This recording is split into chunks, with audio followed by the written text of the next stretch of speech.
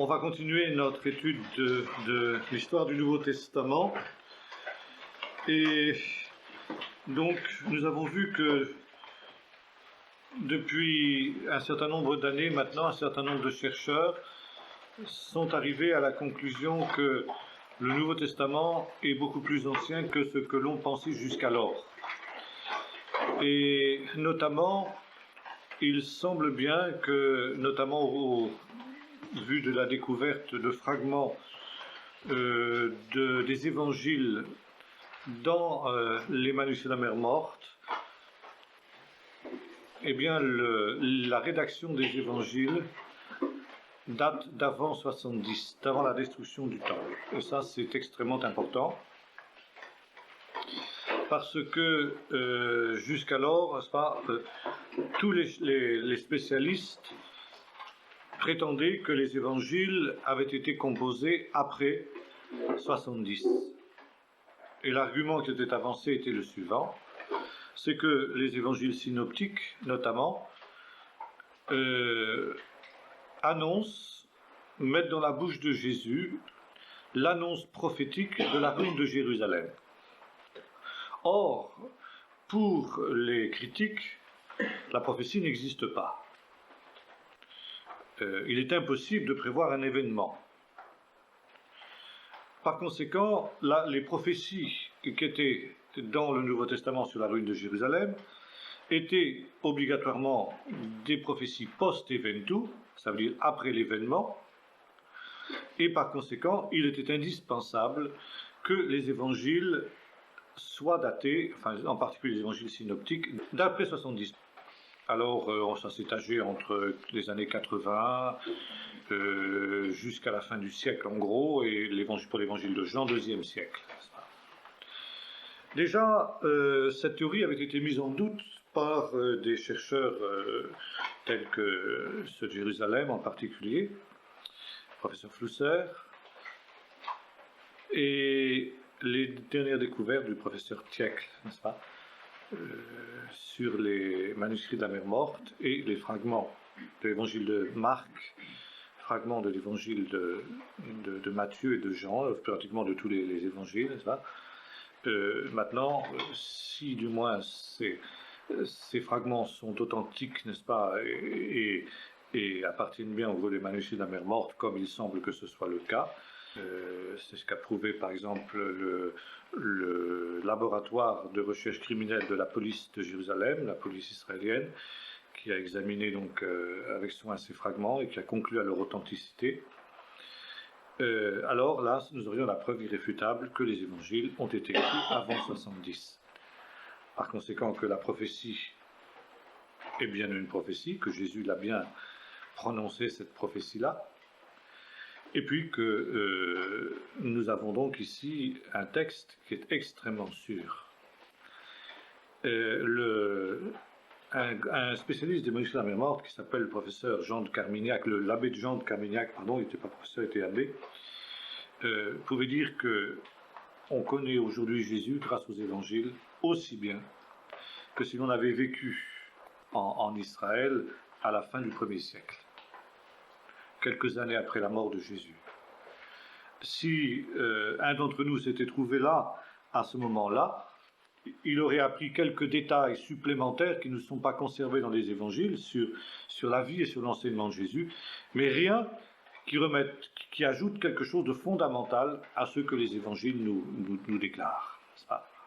Parce que finalement, ce qui est extraordinaire, c'est que entre Jésus, entre les paroles et les actes de Jésus et moi, il y a 2 ou 3 intermédiaires au plus.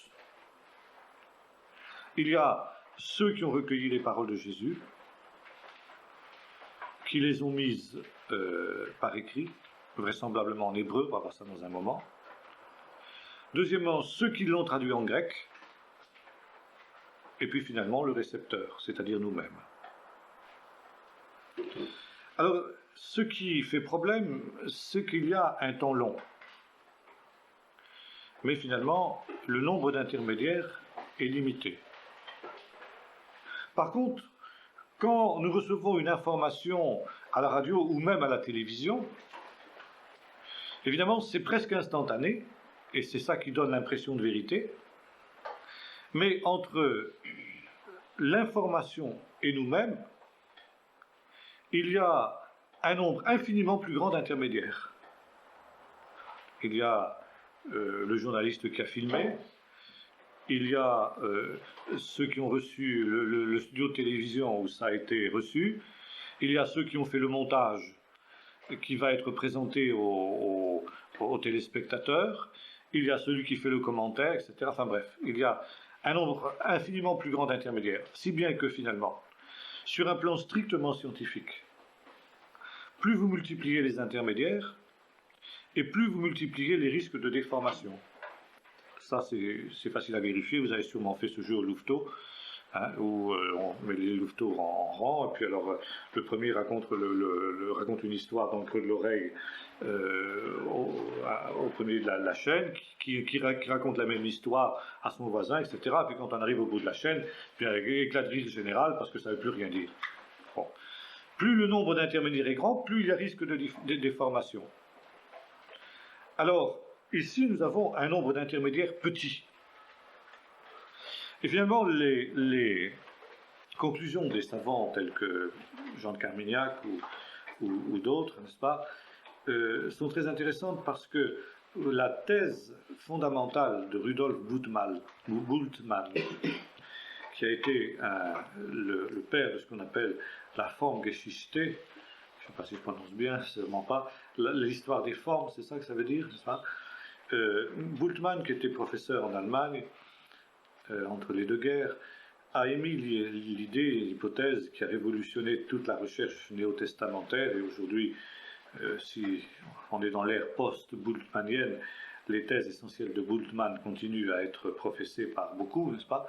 L'idée fondamentale de Bultmann était celle-ci, c'est que le Nouveau Testament, parce qu'il avait été écrit très tard, bien après les événements qu'il rapportait, n'était pas un document fiable, et qu'il reflétait non pas l'enseignement de Jésus, mais ce qu'il appelait la foi de l'Église. Et la thèse de Bultmann était celle-ci, c'est que Jésus avait tellement impressionné ceux qu'il avait connus, n'est-ce pas, qu'on avait transmis en quelque sorte une personnalité de Jésus qui était devenue avec le temps une personnalité mythique. Et notamment, on avait ajouté à l'histoire de Jésus tout le côté merveilleux, la naissance miraculeuse, les miracles, bien entendu la résurrection à laquelle Bultmann ne croyait pas. Et c'était évidemment des choses mythiques, disait-il. Et on ajoutait ces détails mythiques parce qu'on vivait dans un monde pas très évolué par rapport au nôtre, un monde où les gens étaient crédules, les gens étaient naïfs, croyaient n'importe quoi. Et en ajoutant donc la dimension du merveilleux à l'histoire de Jésus, ça faisait plus plausible, plus crédible, c'était plus crédible pour les gens de l'époque. Et alors, finalement, les églises ont reçu ces témoignages sur Jésus, et puis les églises ont continué à broder sur le thème de Jésus, quoi. Et notamment, Paul a inventé cette idée de la mort expiatrice de Jésus, que Jésus n'avait jamais enseigné. Jésus ne s'était jamais vu comme ça. Jésus ne croyait pas qu'il allait mourir, il croyait qu'il allait réussir, etc. Et par conséquent, Paul a récupéré en quelque sorte l'échec de Jésus pour en faire la théologie qui était la sienne, qu'on trouve exposée dans l'Épître aux Romains, et qu'on trouve dans les évangiles. Alors, les églises qui ont reçu ce témoignage, d'ailleurs, il se permettait de trouver qu'il y avait des théologies différentes dans les évangiles différents, d'où justement l'histoire des formes, il y avait des formes différentes, n'est-ce pas? C'était une évolution, tout ce qu'on pouvait savoir en étudiant les évangiles, ce n'était pas l'histoire de Jésus, mais c'était l'histoire des églises qui avaient reçu le témoignage de Jésus. Alors il y avait les églises de Jérusalem, par exemple l'évangile de Matthieu reflétait la théologie de l'église de Jérusalem, l'évangile de Luc reflétait la théologie paulinienne, l'évangile de Marc reflétait la théologie de l'église de Rome, et puis l'évangile de Jean, c'était ce qu'il appelait le milieu johannique, n'est-ce pas, qui était quelque chose de particulier pour lui. Et alors, il arrivait à cette conclusion que les évangiles ne nous enseignaient absolument rien sur le Jésus historique. Et ce qui était le grand débat, n'est-ce pas, avant Bultmann, c'est-à-dire qu'est-ce qui était justement spéculation humaine et ce qui était du véritable Jésus, du Jésus historique dans les évangiles, et finalement c'était, vous savez, les critiques libéraux du XIXe siècle essayaient de retrouver ce qu'ils appelaient le Jésus historique. Eh bien, Bultmann a dit c'est une tentative qui est vaine, parce que c'était de fait. Il est certain qu'on n'a jamais réussi à se mettre d'accord sur ce qui était du Jésus historique et ce qui était du Jésus mythique. Pour une bonne et simple raison, c'est que le Jésus mystique n'existe pas. Mais oui, partez du point de vue différent. Et Bultmann dit non, tout est mythique dans l'Évangile, de A jusqu'à Z. Il y a pratiquement que quelques rares paroles qui sont des paroles authentiques de Jésus. Donc l'Évangile ne peut rien nous apprendre sur Jésus. Alors on peut se demander, arrivé à ce stade, ce que ce gars-là faisait encore dans l'Église. Il aurait mieux fait d'aller planter des choux ou s'inscrire au Parti socialiste ou au Parti communiste. Il aurait certainement été beaucoup plus utile là-bas. Mais comme il était grassement payé pour tenir de semblables discours, vous pensez bien qu'il se serait bien gardé de claquer la porte. Seulement, ce Bultmann-là a détruit la foi de générations et des générations de chrétiens, tant catholiques que protestants. Et c'est le professeur Flusser qui raconte comment un jour il se trouvait dans un colloque justement avec des disciples de Bultmann. Bultmann était mort déjà depuis nombre d'années, mais ses disciples étaient toujours bien vivants et sa doctrine était toujours bien vivante. Et le professeur Flusser, qui est un juif, qui n'est pas chrétien, qui a étudié donc les évangiles dans le contexte juif, dans le contexte de l'archéologie, qui est un grand spécialiste aussi des manuscrits de la mer morte, s'est efforcé de montrer comment l'évangile s'inscrivait vraiment dans le judaïsme de l'époque du 1er siècle, et que là, tant les paroles de Jésus que les actes de Jésus s'intégraient à fond dans ce contexte-là, et par conséquent, qu'on avait une image nouvelle de Jésus qui apparaissait à la lumière des sources de son temps. Et quand il a eu terminé son exposé, un des professeurs s'est levé, ces professeurs allemands, a déclaré que tout ça c'était nul et non avenu, et qu'il n'y avait pas un mot de ce qu'avait dit ce pauvre professeur Flusser qui était vrai. Que c'était cette espèce de pauvre gars qui venait de Jérusalem, là comme ça, même pas chrétien qui plus est. Et un débat s'est engagé entre le professeur Flusser et ce professeur, qui a repris les thèses de Bultmann. On ne peut rien connaître sur Jésus, etc. Il a dit, si ce n'est... Alors, Flusser a dit, mais est-ce qu'il y a quand même quelque chose qui est authentique dans l'Évangile? Oui, une seule parole. Il dit, moi j'étais élève de Bultmann, et j'ai entendu Bultmann dire qu'il y avait une seule parole dans l'Évangile qui était une parole authentique de Jésus. Alors Flusser a naïvement dit, laquelle? Alors, il réfléchit un instant, il dit, je ne me souviens plus. Il n'a même pas été capable de dire la seule parole qui pour lui était une parole authentique de Jésus. Le professeur Flusser était écœuré quand il est sorti de là, et cette histoire, il la raconte à qui veut l'entendre, parce que ça l'a tellement frappé que vraiment, il en est resté très très marqué. Alors donc, aujourd'hui, il est certain que certains continuent à croire à cette vision bultmannienne de l'Évangile, notamment dans les milieux protestants libéraux. Il a toujours beaucoup de succès, même si on corrige un peu quelques excès les plus flagrants aujourd'hui. Mais dans d'autres cercles, maintenant, il est bien évident qu'on redécouvre la grande valeur des évangiles. Et à partir du moment où les évangiles datent d'avant 70, toute une partie de l'argumentation de Bultmann s'effondre comme un château de cartes. Ne serait-ce que précisément parce que maintenant on peut affirmer avec certitude que Jésus a bien annoncé la destruction de Jérusalem, et si ce n'est pas Jésus, eh bien un prophète certainement qui avait au moins l'envergure de Jésus pour pouvoir annoncer une chose pareille, qui n'était pas évidente du tout à l'époque où les évangiles ont été rédigés. Alors,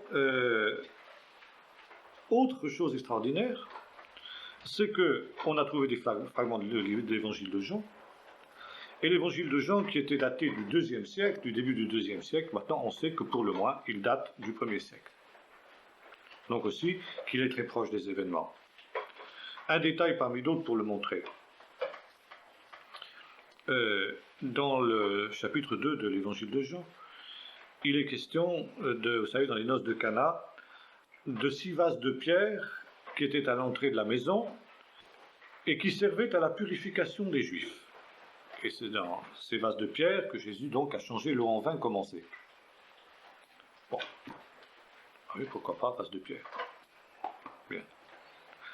Or, il y a quelques années de cela, dans les fouilles du quartier juif, du quartier hérodien de Jérusalem, on a découvert des vases de pierre. Et on sait depuis lors que les vases de pierre étaient des vases qui étaient fabriqués à Jérusalem.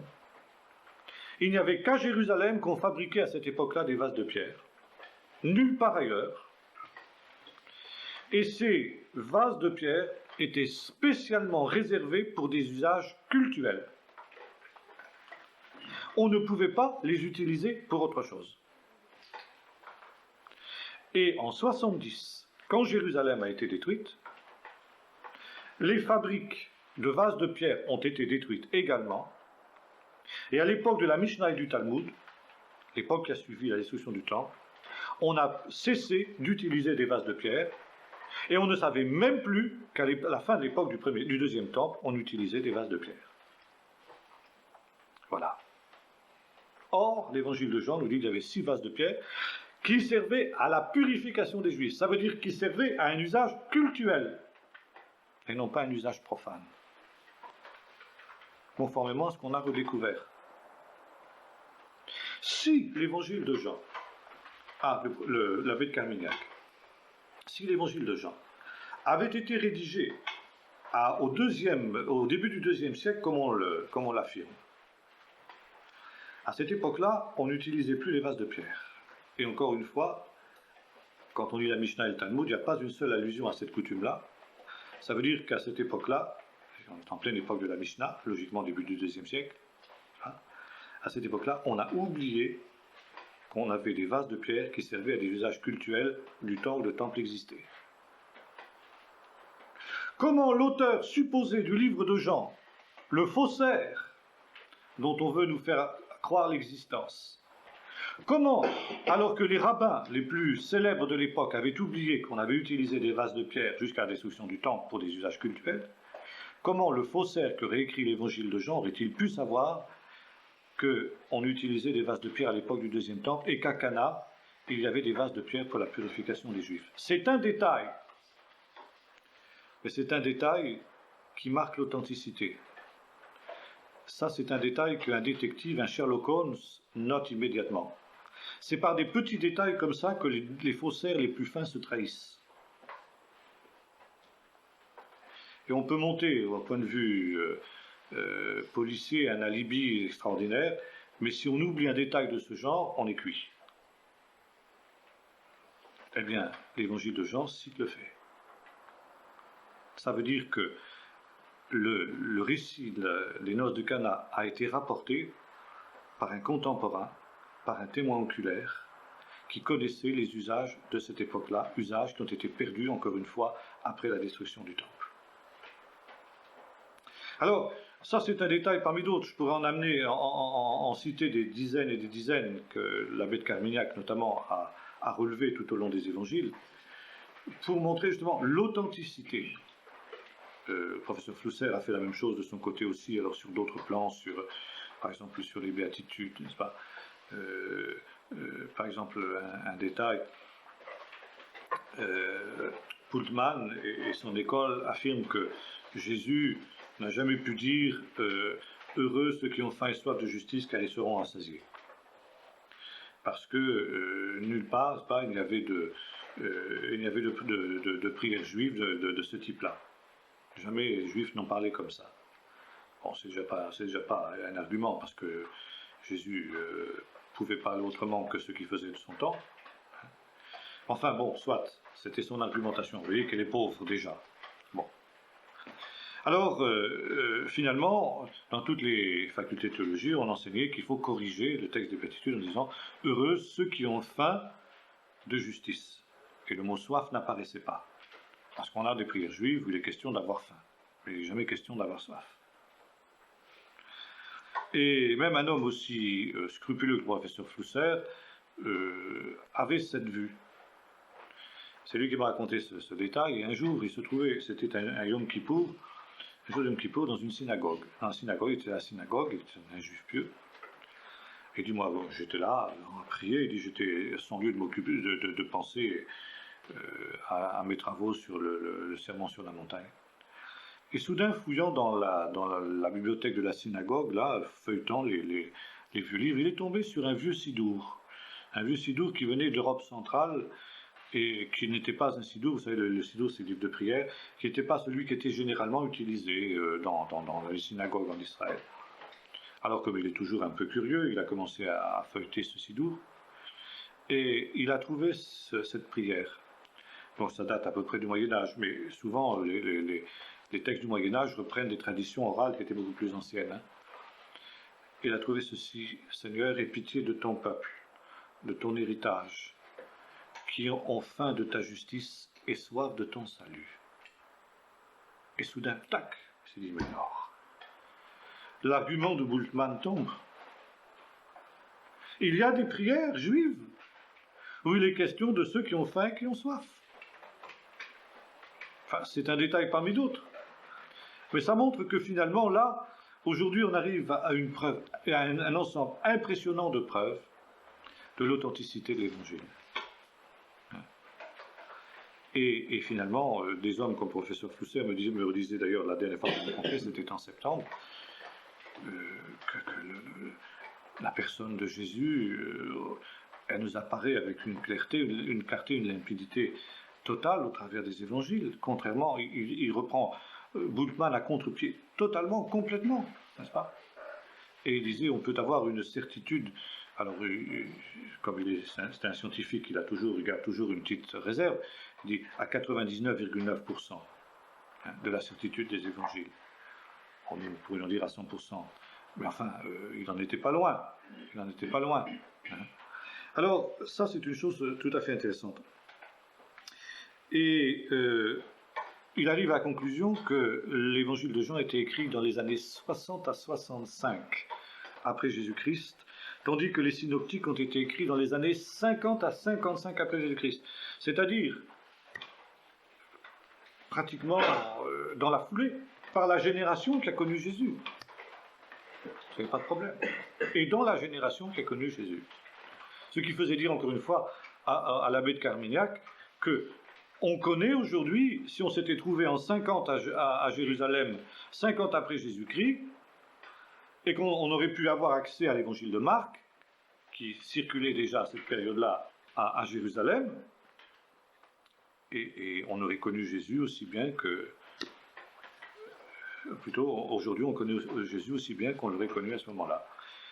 À Jérusalem, on aurait encore rencontré des gens qui avaient connu Jésus, qui auraient pu nous dire que s'il était grand ou petit, s'il avait les yeux bleus ou les yeux bruns, bon, des choses comme ça, c'est tout. Il aurait ajouté simplement des choses comme ça. Mais rien de particulièrement fondamental. Alors certains auraient bien aimé évidemment savoir si Jésus avait les yeux bleus et les yeux bruns. Bon, ça c'est... Et certain que pour le Seigneur, c'est extrêmement secondaire.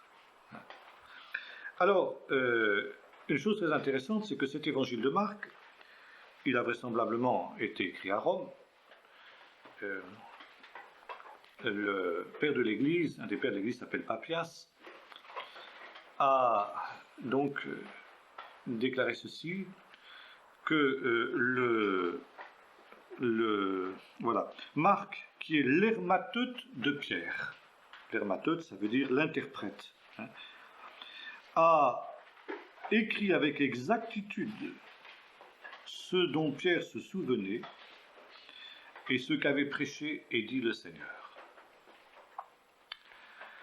Alors ici, il y a cette ancienne tradition qui semble vraie, que l'évangile de Marc semble être un des plus anciens évangiles, a été dicté par Pierre depuis Rome, peu avant la grande persécution, n'est-ce pas, qui a décimé l'église de Rome, et qu'elle a été dictée à Marc, qui était le secrétaire donc de Pierre.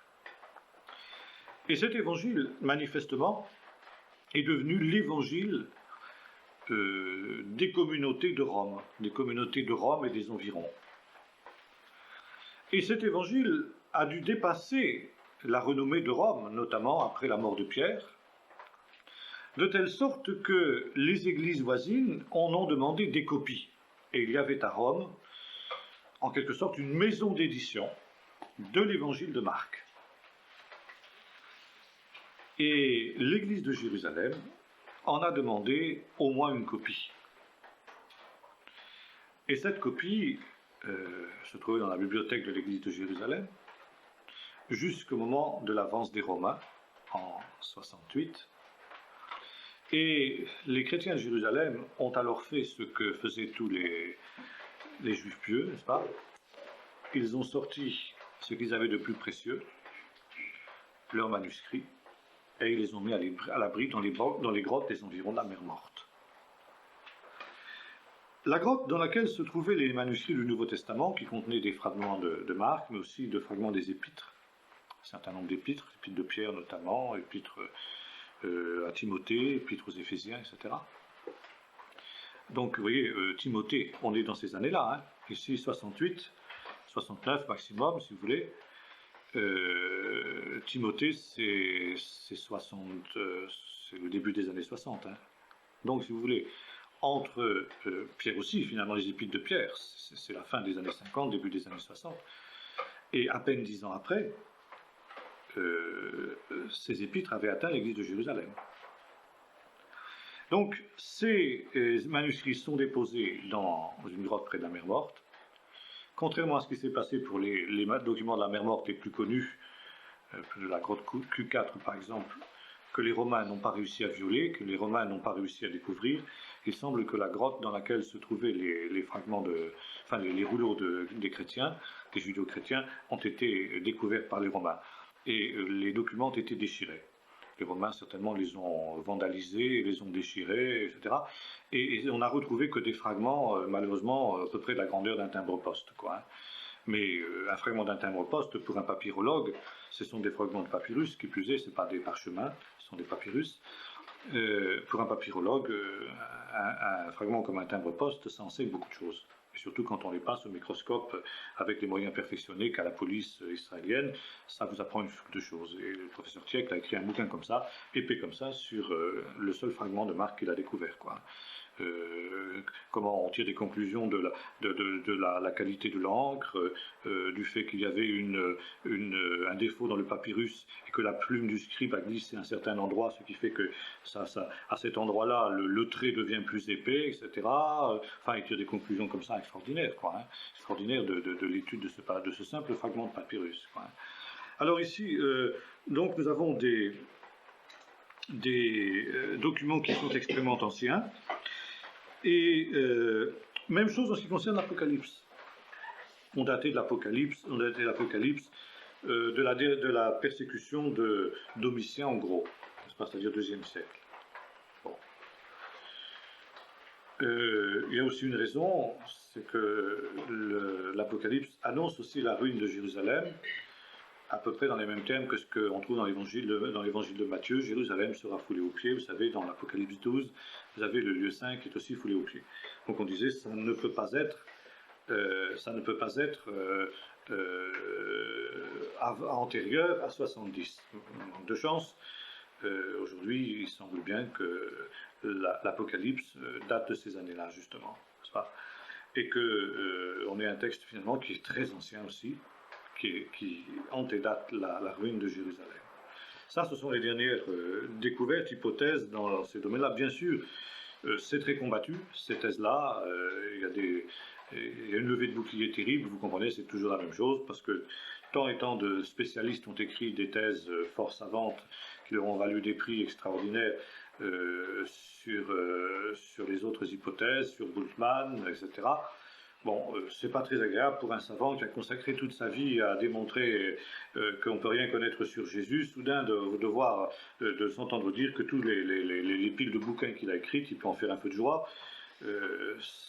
Bon, vous comprenez que ça lui fait un petit quelque chose quand même, quoi. Alors il défend son morceau, becs et ongles, quoi. Alors, bon, actuellement, la querelle des spécialistes fait rage, mais il est certain que quand on étudie sans a priori les arguments des uns et des autres, la somme des arguments en faveur de l'authenticité des évangiles et en faveur de l'antiquité des évangiles devient maintenant absolument impressionnante. Absolument impressionnante. Alors, c'est grâce notamment à toutes ces découvertes archéologiques qu'on arrive finalement à des conclusions de ce type-là. Maintenant, comme je le disais la dernière fois, nous avons ici une langue grecque, mais qui est un décalque de l'hébreu. Le grec du Nouveau Testament n'est pas un mauvais grec. Il n'y a ni lourdeur ni maladresse, mais il est écrit en caractère sémitique. Par exemple, en ce moment, je suis en train de traduire en hébreu le texte que j'ai écrit sur l'histoire de ma famille, pour le donner à quelques amis en Israël. Bon, quand j'aurai terminé, je l'enverrai à notre ami Meir là-bas pour qu'il le mette en style hébreu, parce que je ne voudrais pas que ceux qui le lisent disent tiens, ça c'est du français traduit en hébreu. La manière de penser du français n'est pas la même que celle de l'hébreu. Et traduire directement de l'hébreu, vous savez, c'est tout le problème du thème.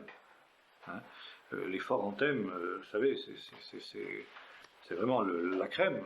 Quand on arrive à être fort en thème, ça veut dire à traduire de sa langue, n'est-ce pas, dans une langue étrangère, comme si c'était quelqu'un qui parlait directement et qu'on ne sente pas que c'est une traduction. Ça, c'est le fin du fin de la traduction. Il ne faut pas qu'on sente que c'est une traduction.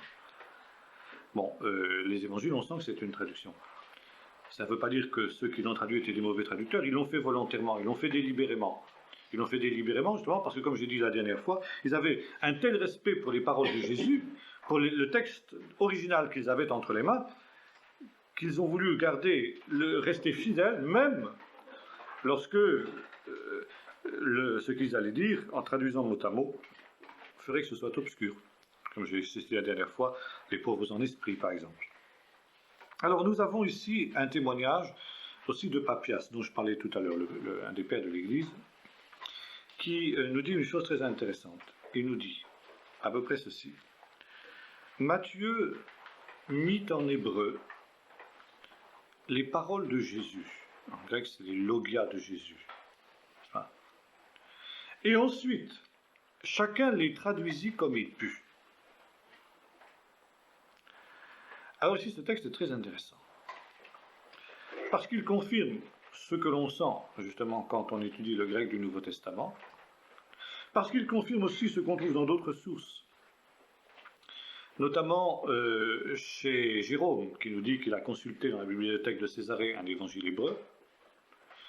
Nous avons d'autres témoignages qui nous parlent de l'existence d'un évangile hébreu, par exemple, les Nazaréens, qui sont considérés par les historiens de l'Église officielle comme une secte, mais qui étaient les descendants de l'Église de Jérusalem, c'est-à-dire des Hébreux, des Hébreux chrétiens, comme on dirait aujourd'hui, ou des Juifs messianiques, fidèles, qui avaient une foi véritablement orthodoxe.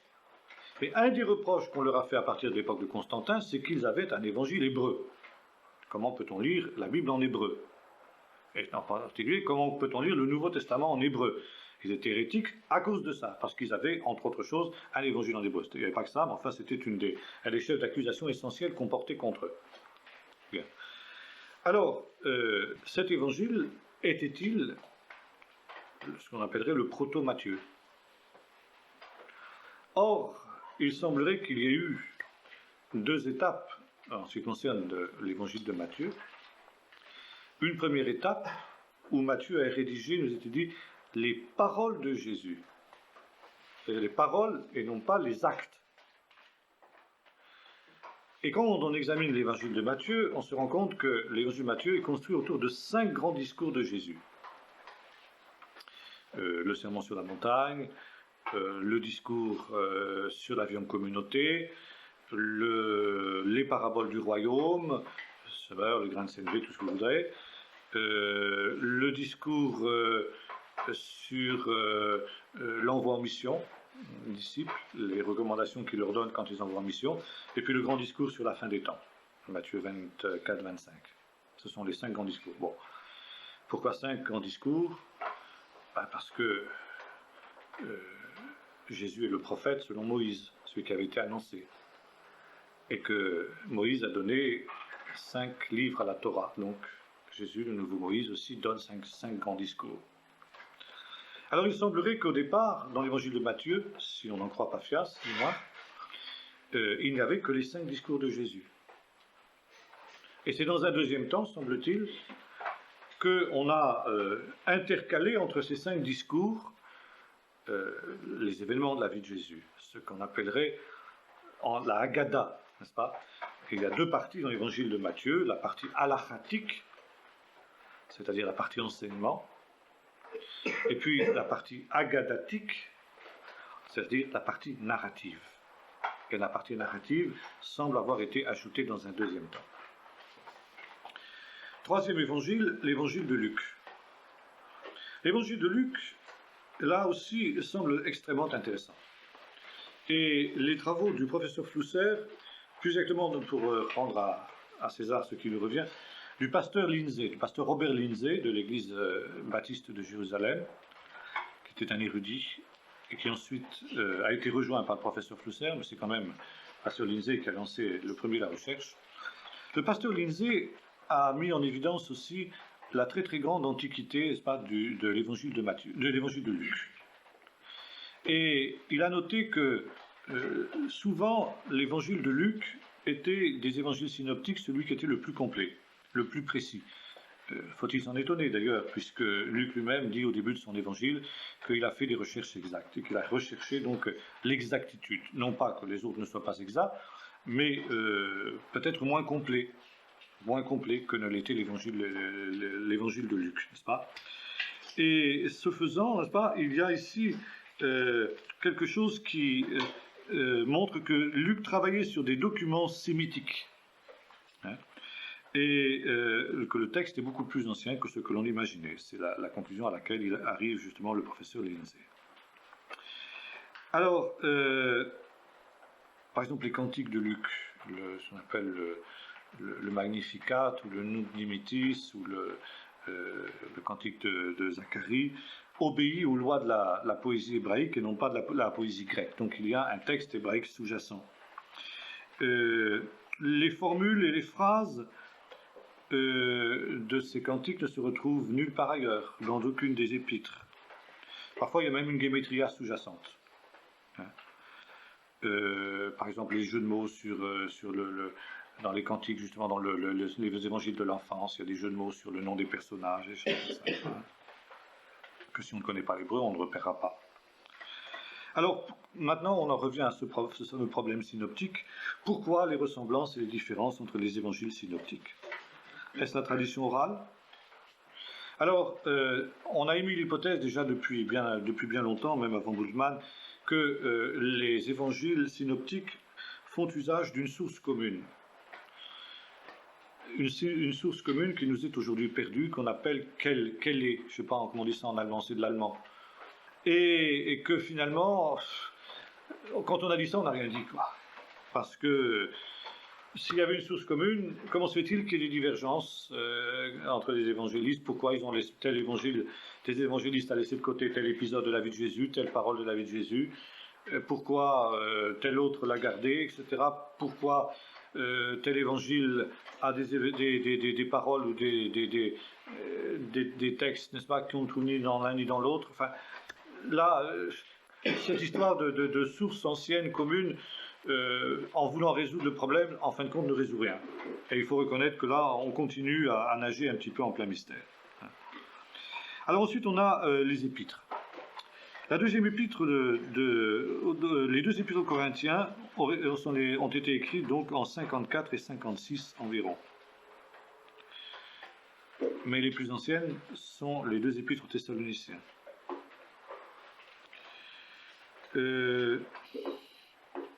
Dans la deuxième aux Corinthiens, chapitre 8, verset 18, on trouve un texte, une mention intéressante, tout à fait. Le frère dont il est question ici, d'après certains spécialistes, il s'agirait précisément d'une allusion à Luc, n'est-ce pas? Luc, et ce serait une allusion au fait que Luc a écrit justement l'Évangile. C'est en tout cas ce que déjà Origène avait compris. Ensuite, Paphias nous dit aussi que l'Évangile de Pierre, c'est-à-dire l'Évangile de Marc, a été écrit en hébreu, et ensuite Marc l'a traduit en grec. Il semblerait que Marc ait ajouté certaines choses au texte de Pierre, par rapport justement à ce qu'il pouvait avoir d'autres sources.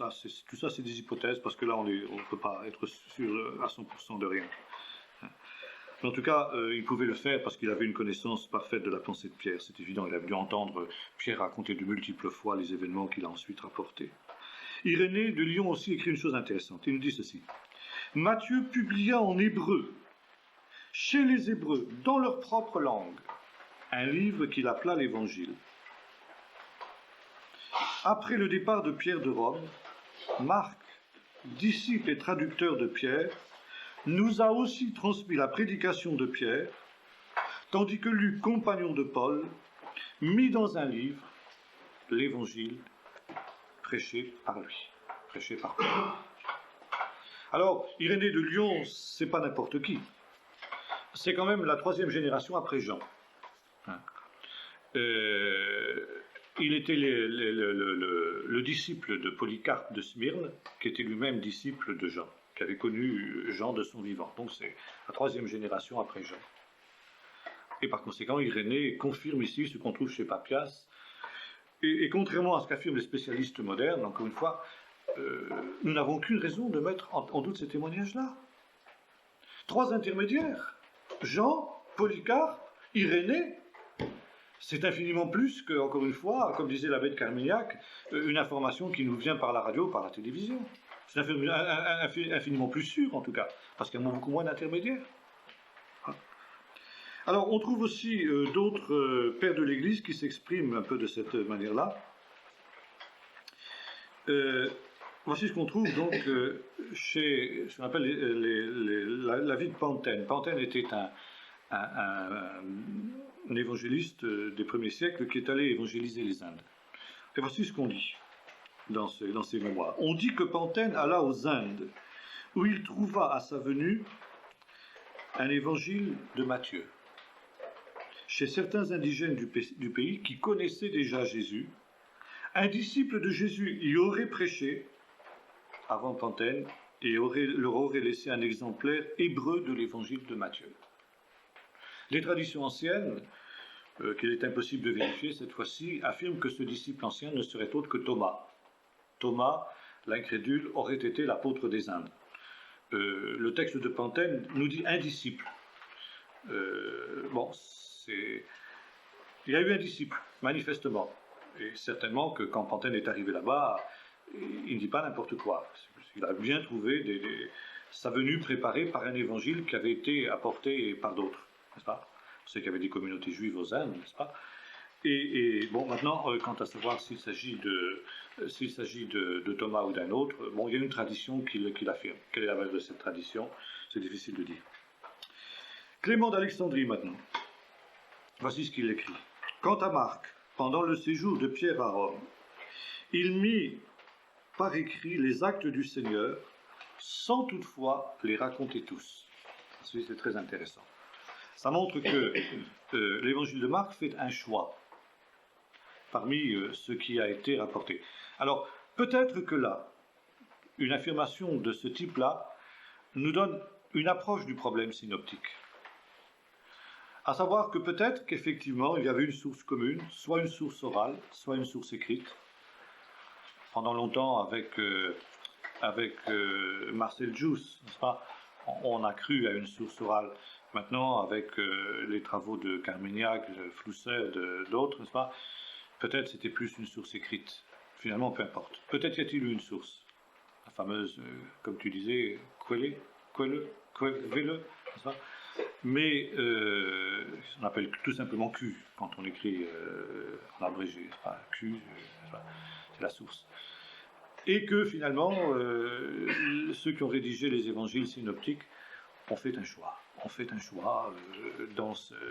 Que la source était certainement plus détaillée que ce qu'on trouve dans les évangiles synoptiques. Jean aussi dit un peu ça. Il dit à la fin de son évangile, vous savez, Jésus a fait beaucoup d'autres miracles qui ne sont pas rapportés dans ce livre, par les évangiles synoptiques. Il a conscience, l'auteur de l'évangile de Jean, a conscience de combler ici des choses que les autres qui sont venus avant lui n'ont pas dites. Il ajoute des choses qui lui semblent importantes. Et bon, peut-être que là, on a une des clés, ou une approche en tout cas du problème synoptique. Clément d'Alexandrie nous dit aussi que, après la mort de Pierre, ça c'est très intéressant, Marc est venu à Alexandrie avec un exemplaire de l'évangile qu'il avait recueilli à Rome. Vous savez, il y a une ancienne tradition qui a tout lieu là cette fois-ci d'être authentique, selon laquelle Marc aurait été l'évangéliste de l'Égypte, qui encore aujourd'hui les Coptes considèrent Marc comme leur évangéliste. Je dis ça tout lieu d'être authentique parce qu'il semble bien que Clément, qui savait de quoi il parlait encore, il était contemporain de l'époque, eh bien, confirme cette venue de Marc à Alexandrie. Maintenant, ça ne veut pas dire que l'évangile n'avait pas atteint Alexandrie auparavant, peut-être par des disciples anonymes, mais Marc certainement lui a donné sa structure à l'église d'Égypte. Alors, voici ce que continue à dire Clément. Il n'a pas diffusé l'enseignement du Seigneur, mais à sa mort, il l'a laissé à l'église d'Alexandrie. Voilà. Origène, qui lui écrivait un petit peu plus tard, mais quand même, il était proche de l'époque, dit ceci.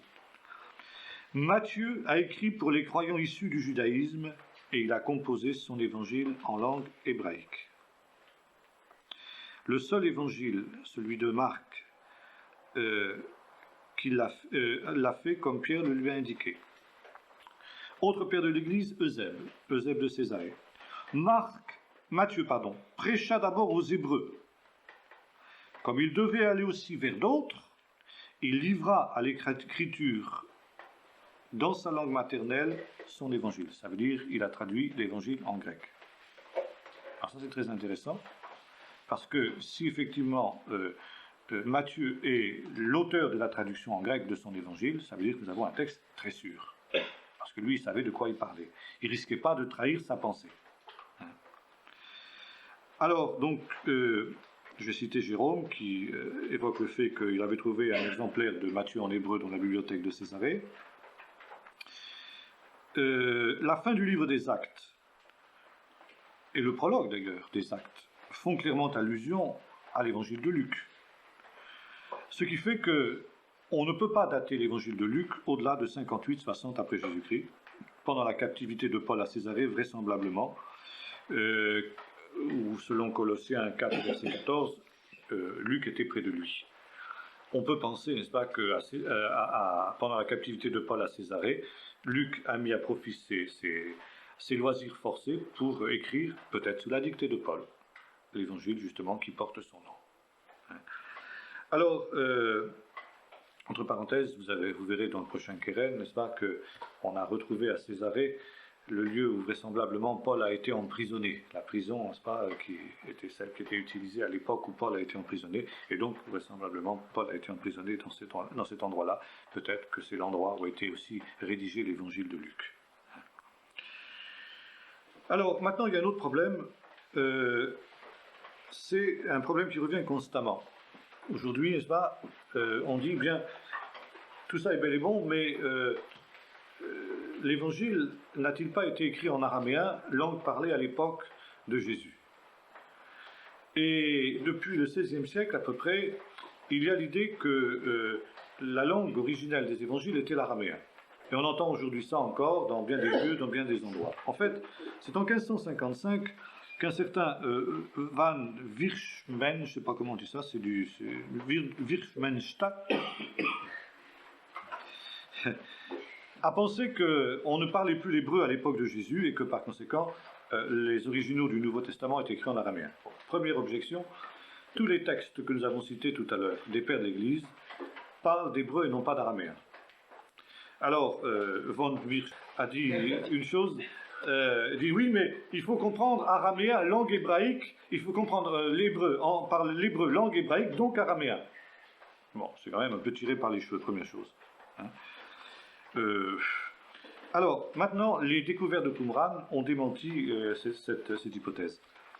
Parce que les écrits de Qumran sont écrits en hébreu. Ce qui montre qu'à l'époque de Jésus, l'hébreu était parlé en Israël. Contrairement à ce qu'on affirmait jusque maintenant.